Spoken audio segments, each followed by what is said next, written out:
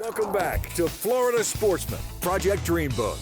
Hey, join us as the team at Rocky Point Boat Worx perform a routine water pump replacement and more on a new Suzuki Outboard. All right, today at Rocky Point Boat Worx, we're gonna be doing a 100-hour service on a Suzuki. And for that, I'm gonna bring in my good buddy Mark Dixon with Dixon Speed Marine to help us out and get this service knocked out. So the first thing we're gonna do is start with the lower unit service, so let's get going. Before we begin our service, we noticed that we got string hanging out, so this is one of the main reasons you do pull off your prop. Also, it takes a little weight off the lower unit, helps you back out later on. So we'll go ahead and get this off. The prop saver there, the little thing did its job. It didn't allow it to go into the seal, so that's a good thing. So we'll take this braid out. Wasn't much, but it don't take much to mess the seal up. So a couple key things you want to look out for when you're dropping your lower unit. There may be some hidden bolts under an anode, so make sure you get those. You don't want to damage your lower unit removing it by leaving those bolts in. Just make sure any hoses or anything like that aren't in the way or attached, and you may break something by not removing them prior to pulling it all the way down. Okay, so now we're going to remove our water pump, inspect our components. Here we're looking for any type of burning marks, scoring, pitting, and then impellers.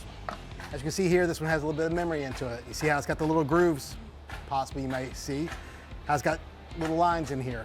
We want to replace these every year as needed. On this plate, we're looking for grooves. As you can see, we have a few small ones here. It's not going to hurt performance, but we're going to replace it because it's part of our kit that we get from Suzuki. We're also going to look for any type of abnormal corrosion down here or on the edges. If the walls get too thin, it will pull air instead of water, so we always look to make sure there's no heavy corrosion on our walls that the plate goes to. I'll just tell you, I popped this cup out off camera. They usually are very difficult. This one was very easy. I tend to put grease inside the cup also. It's not said you have to. I use to hold the O-ring in, and I like to have it on this cup to make it easier to come in and out later on. Just the way I do it, you can do it any way you like. This is my method. I've been doing this since 1990, so take from it what you may. Done. O-ring all in. Now I'm gonna grease the whole outer edge. Now that we have our cup back in our housing, we're gonna put our wear plate down the bottom, install our keyway, and then we're gonna lube everything. Put grease on the bottom plate, because our impeller's gonna ride on this bottom plate when we clamp it down. I'll also put grease on the shaft so that we don't get stuck.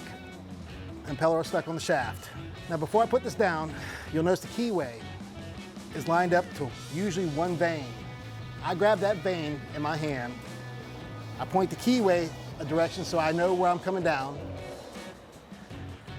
so I can make sure I have the alignment proper. Now I push it on, then I try to twist the impeller because sometimes I've had the keyway kick out. So always try to manually turn your impeller before you put it back together. Okay, I put grease inside my cup. We're gonna put it on, water tube goes to the back, as we've seen. See how we have our little notch out here, our little notch out here. Put it down, and I put a little pressure on top, and I twist in a clockwise position. And if you're really good, you put 4 bolts back in it.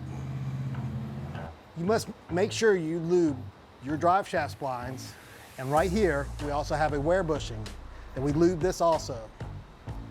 Now I'm also gonna lube the bushing in the midsection when we tilt it back up.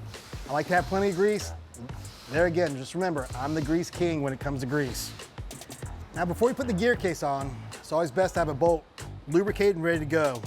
If you're like me, you might want to have 2 bolts ready to go because it seems like I always like to drop one. I'll have Muscle Man put it up for us. You got it? Yep, push it. Yep. When you're putting these bolts in, you really want a strong guy to put them in. That's why we got Dave here. Not only does he smell strong, but he is strong. So now that we got the lower unit back up, we're gonna double check and make sure all our bolts are tight and in place, and we're gonna move on from here.